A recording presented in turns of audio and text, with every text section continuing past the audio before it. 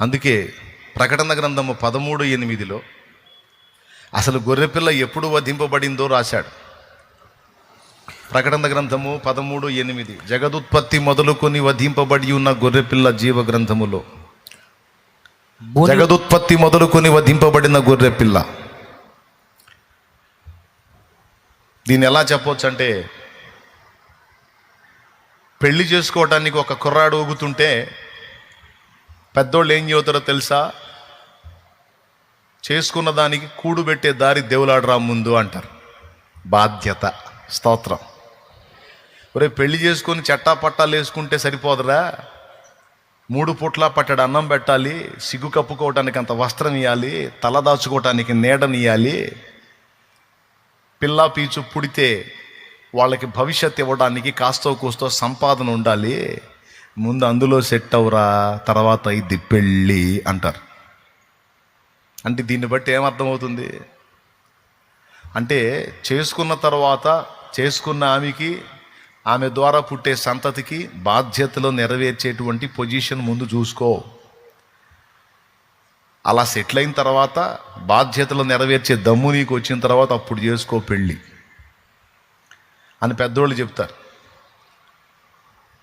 అందుకే చాలామంది జాబ్ సంపాదించినాకనో, ఏదన్నా పని నేర్చుకున్నాకనో, ఏదో ఒక వ్యాపారంలో సెటిల్ అయిన తర్వాతనో, ఎందులో దానిలో ఫిక్స్ అయ్యి, పర్వాలేదు నేను బ్రతకగలను, నా దగ్గరకు వచ్చిన మనిషిని కూడా బ్రతికించగలను అనే సామర్థ్యం చూసుకొని పెళ్ళి అంటాడు ఎవడైనా, నాకు తెలిసి. అలా చూసుకోకుండా అన్నాడు అంటే, పెళ్ళి అన్నాడంటే, అది చూసుకోకుండా పెళ్ళి అన్నాడంటే వాడు పశువుతో సమానం. దేవునికి పశువుతో సమానం కూడా కాదు, అంతకంటే హీనుడు నా దృష్టిలో మాత్రం. ఎందుకంటే బాధ్యత నెక్స్ట్ ఏంటనే బాధ్యతను ఎరగకుండా వాడు ముందు వాడి ఆలోచనలను నెరవేర్చుకోవటానికే చూస్తున్నాడు, కానీ వాడి బాధ్యతలు ఎలా నెరవేర్చాలో ఆ ప్లాన్ వాడికి లేనప్పుడు అట్లాంటి వాడికి పొరపాటున పిల్లను కూడా ఇవ్వకూడదు. వాడి బాధ్యతలు ఎరగడు, ముందే బాధ్యతలు ఎరగడు, పెళ్లి చేసుకున్నా కూడా ఎరగడు, అమ్మాయి బతుకు బస్ స్టాండింగ్ అయిపోద్ది. అట్లాంటి వాడికి ఇవ్వకూడదు, వాడిని అసలు మనుషుల్లో జమగట్టకూడదు. సమాజం చెప్పేటువంటి సాక్ష్యం, మనకు తెలిసిన అవగాహన. ఎంతమంది ఒప్పుకుంటారు? ఫస్ట్ ఏం చేయాలి? చేసుకున్న ఆమెకి కూడు గూడు వస్త్రం ఇవ్వగలిగే కెపాసిటీ వాడు ముందు చూసుకోవాలి. దీన్ని బాధ్యత అంటారు. ఇదేం పెద్ద మర్మం కాదు. అలాగున మనుషులకు మనకే బాధ్యతలను నెరవేర్చమని చెప్పిన దేవుడు, ఆయన నెరవేర్చాల్సిన బాధ్యతల్లో ముందుగానే ప్రిపేర్డ్గా ఉంటాడు, ఆయన సిద్ధపడి ఉంటాడు. యేసు ప్రభు సిలువ వైపు నేను చూసినప్పుడు ఒక్కోసారి ఒక్కొక్క అంశం కనపడతా ఉంటుంది నాకు. సిలువకి వెళ్ళి చూసిన ప్రతిసారి ఒక్కోసారి ఒక్కొక్క అంశం కనపడతా ఉంటుంది. ఒక్కోసారి సిలువ వైపు చూసినప్పుడు దేవుని ప్రేమ కనపడిద్ది. ప్రేమ ఎంత బలీయమైన ప్రేమ అంటే, అది సిలువనెక్కడానికి ఇష్టపడింది, చిత్రవదన అనుభవించడానికి ఇష్టపడింది. సిలువలో ఒక కోణం ప్రేమ కనపడిద్ది. మళ్ళీ ఒకసారి సిలువకి వెళ్ళి చూస్తే దేవుని న్యాయం కనపడిద్ది. సిలువకి వెళ్ళి చూస్తే ఎన్ని కనపడతాయి అంటే రకరకాల షేడ్స్ కనపడతాయి. మళ్ళీ ఒకసారి సిలువకి వెళ్ళి చూసినప్పుడు దేవుని కోపం కనపడిద్ది పాపం విషయంలో. ఫస్ట్ దేవుని ప్రేమ, రెండవది దేవుని న్యాయం, మూడవది పవిత్రమైన దేవుని కోపం పాపం మీద. అలాగే మళ్ళీ ఒకసారి సిలువకి వెళ్ళి చూసినప్పుడు త్యాగం కనపడిద్ది. మళ్ళీ ఒకసారి సిలువకి వెళ్ళి చూసినప్పుడు ఐక్యత కనపడిద్ది. మళ్ళీ ఒకసారి సిలువకి వెళ్ళి చూసినప్పుడు సమాధానం కనపడిద్ది. మళ్ళీ ఒకసారి సిలువకి వెళ్ళి చూసినప్పుడు నిత్య రక్షణ కనపడిద్ది. మళ్ళీ ఒకసారి సిలువకి వెళ్ళి చూసినప్పుడు దేవుని నీతి కనపడిద్ది. ఇలా సిలువకి వెళ్ళి చూసినప్పుడల్లా మళ్ళీ ఒకసారి సిలువకి వెళ్ళి చూస్తే దేవుని శక్తి కనపడిద్ది. మళ్ళీ ఒకసారి సిలువకి వెళ్ళి చూస్తే దేవుని జ్ఞానం కనపడిద్ది. దేవుని జ్ఞానం. ఇప్పుడు నేను చెప్పే ప్రతి మాట ఒక అంశం, మనం ధ్యానించదగ్గ అంశాలు. అవన్నీ సిలువలో నెరవేర్చాడు దేవుడు. వీటన్నిటితో పాటు సిలువకెళ్ళి ఈరోజు చూస్తే మనకు కనపడుతుంది ఏంటంటే 7 మాటల్లో కూడా బాధ్యత కనపడుతుంది. మొదటి మాట ఏంటి? వీళ్ళు ఏం చేస్తున్నారు వీళ్ళకి తెలియదు, వీళ్ళని బాధ్యత. సిలువనెక్కినప్పుడు కూడా బాధ్యతను మరవలేదు. తర్వాత నేడు నీవు నాతో కూడా పరదైసులో ఉందువు, బాధ్యత. ఎట్లా బాధ్యత అంటే తుది శ్వాస విడిచేటప్పుడు సైతం ఒక ఆత్మను రక్షించుకుంటున్నాడు తన ఓరిమి చేత, ప్రేమ చేత.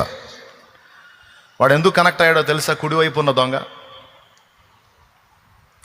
సిలువ మీదకి ముగ్గురిని ఎక్కించిన వెంటనే వాడు స్పందించాడా? లేకపోతే యేసు ప్రభు మొదటి మాట పలికిన తర్వాత స్పందించాడా? మీరు కొంచెం ఆలోచిస్తే యేసు ప్రభు సిలువలో మొదటి మాట పలికిన తర్వాత వాడు స్పందించాడు. మొదటి మాట ఏంటంటే తనను సిలువను వేసి చిత్రవద చేసి అవమానపరుస్తుంటే ఏ పాపము ఏ దోషము లేని నిర్దోషి నీతిమంతుడైన ప్రభు వాళ్ళని శపించాలి. కానీ శపించకుండా వాళ్ళని ప్రేమించి, తండ్రి వీరు ఏం చేస్తున్నారు వీళ్ళకి తెలియదు, వీళ్ళని పోనీయ్యా క్షమించు అన్నాడు. ఇంత దుర్మార్గం చేస్తే మాకంటే మేము దొంగలం, నరహంతకులం, మాకు సరిపోయింది ఈ శిక్ష. అరే నేను ఆయన అబ్జర్వ్ చేస్తూనే ఉన్నాను, ఒక్క తప్పు లేదు, ఒక్క పాపం లేదు. దీనుల్ని, ఆర్తుల్ని, అన్నార్తుల్ని ఆదరించి సమస్తము తానై అందరినీ రక్షించినటువంటి రక్షకుడుగా, ప్రేమామయుడుగా, కరుణామయుడుగా, కృపాసత్య సంపన్నుడుగా నడచిన ఈయన ఏ పాపం చేయకపోయినా శిక్ష పొందాడు. సరే, దాన్ని అట్లుంచితే నిర్దోషి అయిన వాడు శిక్ష పొందుతూ కూడా తనను అన్యాయంగా నింద మోపి శిక్ష విధించినటువంటి వారి క్షేమాన్ని కోరుతున్నాడంటే ఇది దేవుని గుండె తప్ప మానవ హృదయం కాదు. ఇది ఈ హార్ట్ ఏదైతే ఉంది, గుండె,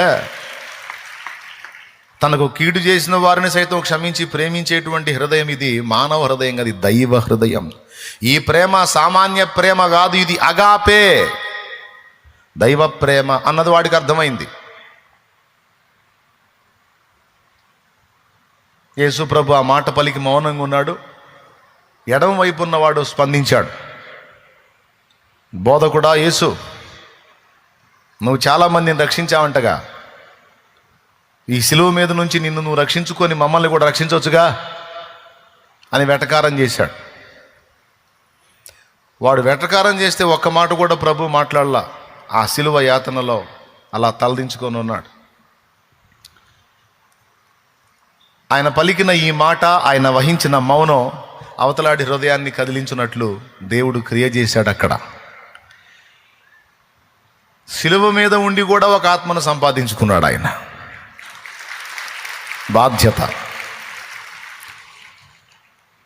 సిలువనెక్కిందే తండ్రి చిత్తం నెరవేర్చడానికి, పిల్లల రక్షణ బాధ్యత భుజాన వేసుకొని ఆ బాధ్యతను నెరవేర్చడానికి సిలువెక్కాడు. బాధ్యత నంబర్ 1. సిలువెక్కి కూడా దరిద్రులకు తెలిసి తెలియక ఈ మాటలు మాట్లాడుతున్న వాళ్ళని క్షమించవయ్యా, లేకపోతే చంపేస్తావు, నువ్వు వాళ్ళని మన్నించు అని వాళ్ళ పక్షంగా వేడుకున్నాడు. బాధ్యత నంబర్ 2. 3, సిలువ మీద ఉండి కూడా తుది శ్వాస విడిచేటప్పుడు కూడా ఒక ఆత్మ రక్షించుకున్నాడు. అంటే ఆత్మల యొక్క రక్షణ ఆలోచన మనకి ఏ దశ వరకు ఉండాలంటే, మనం చావుపోయే టైంలో ఉండి కూడా ఒక ఆత్మను రక్షించే ఆలోచనే మనం కలిగి ఉండాలనే పాఠాన్ని, బాధ్యతను మనకు నేర్పుతున్నాడు ఆయన. అది మీకు అర్థమైంది అనుకుంటాను. బాధ్యత నంబర్ 3. బాధ్యత నంబర్ 4 చెప్తా.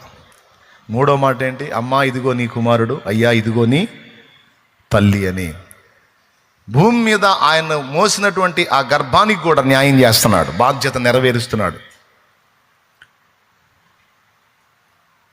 ఏదో పుట్టాము బతుకుతున్నామంటే బతుకుతున్నాం అన్నది కాదు బ్రదర్, సిస్టర్. మనకు దేవుడు అప్పగించిన బాధ్యతలను నెరవేర్చుటయే మన జీవిత ప్రధాన లక్ష్యం. అది మన బ్రతుకు పరమావధి. చాలామందికి తెలియచావది సంగతి, అదే బాధ. దేవునికి స్తోత్రం. అర్థమైందా? ఆ బాధ్యతలు నెరవేర్చడమే పెద్ద పోరాటం మనకి. ఆ పోరాటంలో గెలుపొంది బాధ్యతలను నెరవేర్చి సమాప్తమైంది అనిపించుకొని అక్కడ నిలబడితే జయించిన వాళ్ళ లిస్టులోకి చేరతాం. అర్థమైందా?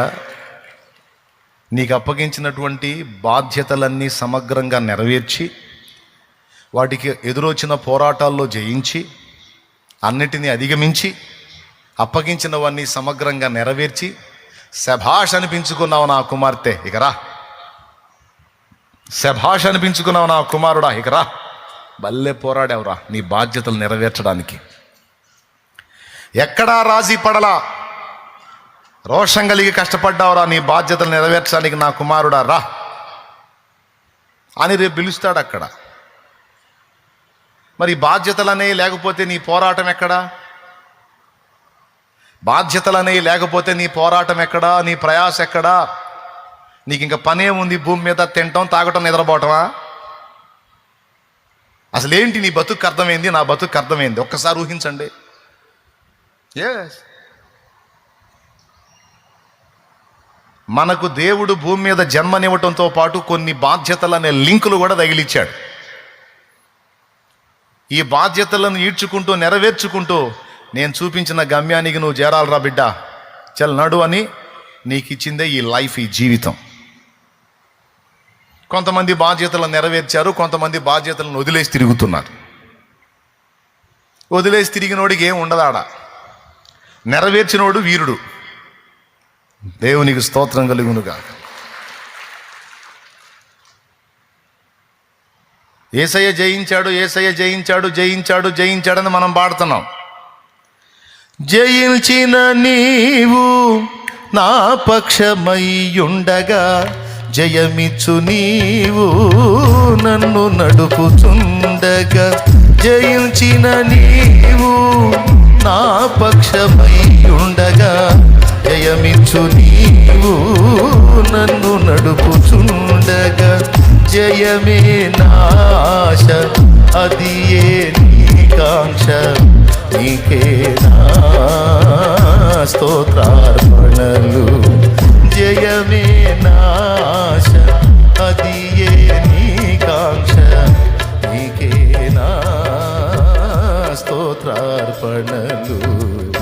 నా యేసయ్యా నీ దివ్య ప్రేమలో నా జీవితం పరిమళించెనే, నా జీవితం పరిమళించెనే. ఏం జయించాడు? అందరూ పాడారు. ఏం జయించాడు చెప్పండి?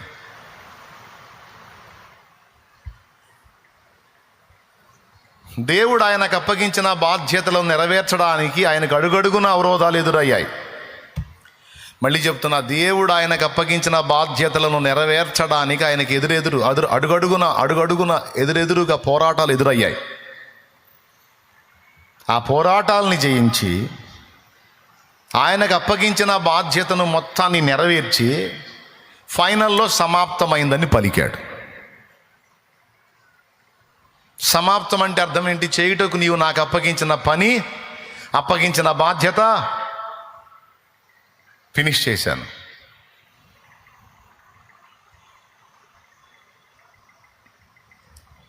సిలువలో వేలాడుతూ కూడా జన్మనిచ్చిన తల్లికి తనను ఆశ్రయించిన వారి విషయంలో ఆయన బాధ్యతగా వ్యవహరించాడు. దప్పికొనుచున్నానన్న మాటలో కూడా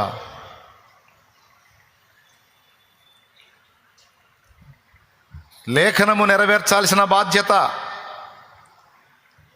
ఏ లేఖనాలైతే ఆయన్ని గూర్చి ప్రవచించాయో, పరిశుద్ధాత్మ ప్రవచించాడో, వాటిని నెరవేర్చాల్సిన బాధ్యత ఆయన మీద ఉంది.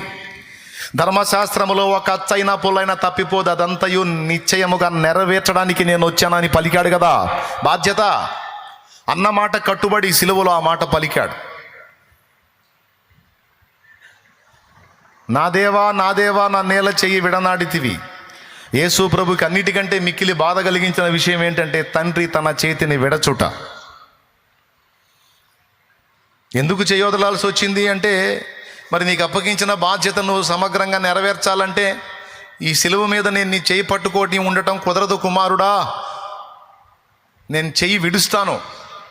దానికి ఇష్టపడే కదా సిలువెక్కావు. అవును తండ్రి, నాకు మరణయాతన కంటే కూడా ఎక్కువ బాధ కలిగిస్తుంది నీవు నన్ను విడచుట. అయినా పర్వాలేదు ఎందుకంటే నువ్వు నా చేయి వదిలి నా పిల్లలు చేయబట్టుకున్నావుగా. ఓ తల్లి, నీ బిడ్డకు ప్రాణహాని కలిగితే నువ్వేమని ప్రార్థిస్తావమ్మా? యేసయ్యా, నా ప్రాణం తీసుకోయ్యా, వాడిని బతకనియ్యా, ఆమెను బతకనియ్యా అని నీ కూతురు కోసం, నీ కొడుకు కోసం నువ్వు అడుగుతావు కదా. అవసరమైతే ఖచ్చితంగా మోకాళ్ళు నీ కన్నీళ్లతో ఈ మాట అడుగుతావు నువ్వు. నేను చచ్చిపోయినా పర్వాలేదు ప్రభా, నా ప్రాణం తీసుకో, నా బిడ్డని బ్రతికించు అని అడుగుతావా, అడగవా? ఒక తల్లిగా ఎంతమంది అడుగుతారో చేస్తే, ఒక తండ్రిగా, ఒక తల్లిగా, తండ్రిగా నీ కొడుక్కి, నీ కూతురికి ఇబ్బంది కలిగితే, దేవుడా నన్ను తీసుకో, నా బిడ్డను బతకని అయ్యా అని అంటావా, అనవా? చెయ్యొద్దు మరి అన అంటే మళ్ళీ అనుమానిస్తావే, అనవా? ఏంది సత్య సచ్చిందిలే సావని అంటావా? అది తండ్రి ప్రేమ, తల్లి ప్రేమ, బాధ్యత. ఆ బాధ్యత ఎంత పని చేసిద్దంటే బిడ్డను బ్రతికించుకోవటం కోసం అవసరమైతే తనను తాను చంపుకోవటానికి ఇష్టపడిద్ది. పశువుకే ఉందండి. యూట్యూబ్లో మీరు చాలాసార్లు చూసుంటారు ఆ వీడియో. ఒక నదిలో, అరణ్యంలో ఉన్న ఒక నదిలో మొసళ్ళు ఉంటాయి. ఒక జింక పిల్ల ఆ నీళ్ళలోకి దిగిద్ది. ఆ నీళ్ళలో కొట్టుకుంటా పోతుంటుంది అది అవతలకి. దాన్ని ఒక ముసలు చూసిద్ది. ఆ ముసలు చూసి ఆ పిల్లని మింగేయడానికి వస్తూ ఉంటుంది. ఈ సన్నివేశం ఒడ్డునున్న తల్లి చూసిద్ది. తల్లి చూసి ఆ ముసలికి ఈ జింక పిల్లకి మధ్యలో దూకిద్ది. దూకి ముసలికి ఇది సమీపంలోకి పోయి ముసలికి దీన్ని అప్పగించుకొని ఆ పిల్లల్ని సేవ్ చేసిద్ది. ఆ వీడియో మీరు ఎంతమంది చూశారు? చాలా క్లియర్గా ఉంటుంది అది. అది చూసినప్పుడు నాకు యేసయ్య గుర్తొచ్చాడు. అదిగో చూడండి, చూడండి, చూడండి, అదిగో ముసలి వస్తుంది. అదిగో తల్లి, అదిగో తల్లి వస్తుంది చూడండి. అద్దుగా అద్దుగా అద్దుగా అద్దుగా అద్దుగా అదిగో ముసలి దృష్టి పిల్ల మీదకి బాగుండకుండా తల్లి మీదకి తిప్పుకుంది, చూసారా? అద్దుగో బలైపోయింది, పిల్ల బతికిపోయింది. బాధ్యత ఆ తల్లి స్థానంలో ఉంది నా యేసయ్య, పిల్ల స్థానంలో ఉంది నువ్వు నేను.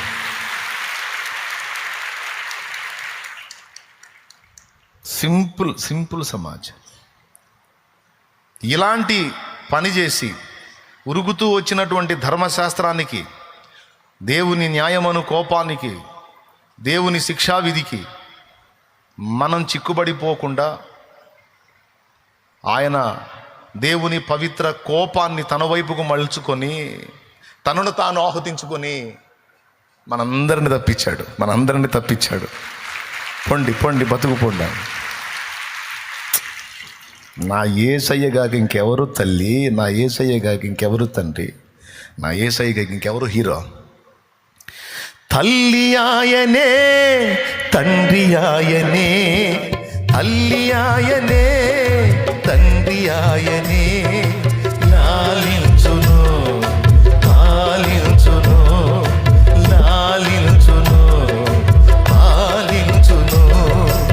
ఎవరు నన్ను చెయ్యి విడచిన యేసు చెయ్యి విడువడు, ఎవరు నన్ను చెయ్యి విడచిన యేసు చెయ్యి విడువడు, చెయ్యి విడువడు, చెయ్యి విడువడు, చెయ్యి విడువడు, నిన్ను చెయ్యి విడువడు. రక్తముతోడా కడిగి వేశాడే, రక్తముతోడా కడిగి వేశాడే, రక్షణ సంతోషం నాకు ఇచ్చాడే, రక్షణ సంతోషం నాకు ఇచ్చాడే.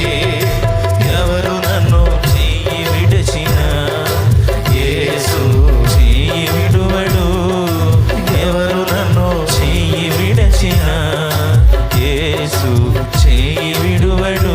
Praise the Lord.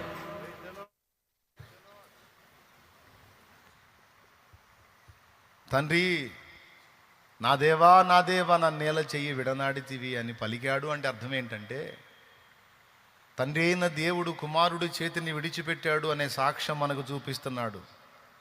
దాని అర్థం ఏంటో తెలుసా? నా పిల్లలారా, మీకోసం నేను నా తండ్రి చేతిని కూడా కోల్పోయాను.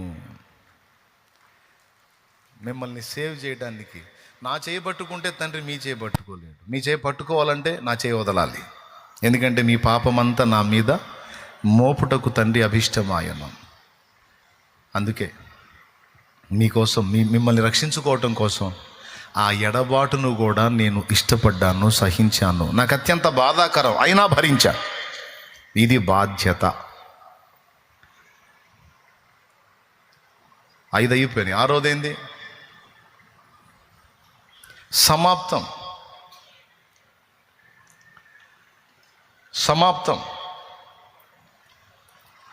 ఎన్ని బాధ్యతలైతే నీవు నాకు అప్పగించావో ఆ బాధ్యతలన్నీ నెరవేర్చాను. నా పిల్లల్ని రక్షించాను, నా పిల్లలకు బోధించాను, బ్రతుకు మార్గాన్ని చూపించాను, మాదిరినిచ్చాను, వారి కోసం నా పవిత్ర రక్తాన్ని చిందించాను.